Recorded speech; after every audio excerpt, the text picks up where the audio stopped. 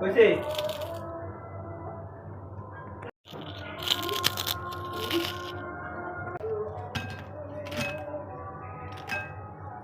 শব্দ শুনে তো বুঝতেই পারতেছেন যে চিপসগুলা কতটা মুচমুচে হয়েছিল।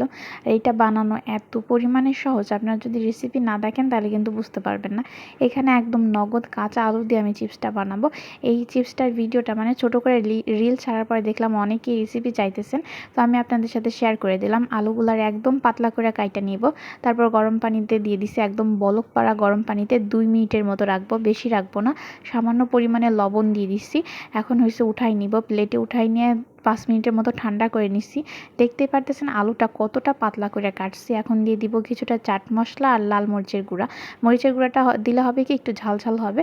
এখন খুব সুন্দর করে মাখাই নিচ্ছি, আর এটা কিন্তু ডুবা তেলে ভাজতে হবে। প্রথমে আমি তেলটা গরম করে নিতেছি, তেলটা কিন্তু টকবগে গরম হবে।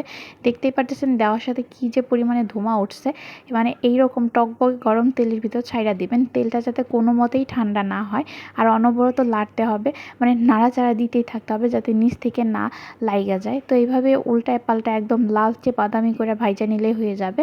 আপনারা আপনাদের মন মতো ভাজতে পারেন। তো এটার ঘ্রাণ যে সুন্দর হয় মানে বলার মতন, আর খাইতেও তো একদম মুচমুচে। আপনারা ভিডিওর শুরুতেই দেখছেন, মানে যারা ভিডিওটা দেখতেছেন বুঝছেন যে কতটা মুচমুচে হয়েছে। এখন আমি তেল ছাইকা উঠাই নিতেছি। তো রেসিপিটা এই পর্যন্তই। আপনাদের কাছে কেমন লাগলো অবশ্যই জানাবেন, আর বাসায় অবশ্যই বানাই ট্রাই করবেন। ট্রাই করে আমাকে জানাবেন যে আপনাদেরটা কেমন হয়েছিল। ভিডিও ভালো লাগলে অবশ্যই লাইক করবেন, কমেন্ট করবেন, শেয়ার করবেন। পেজ থেকে দেখলে ফলো করতে ভুলবেন না, ইউটিউব থেকে দেখলে সাবস্ক্রাইব করতে ভুলবেন না। ভালো থাকবেন সবাই, আল্লাহ হাফেজ।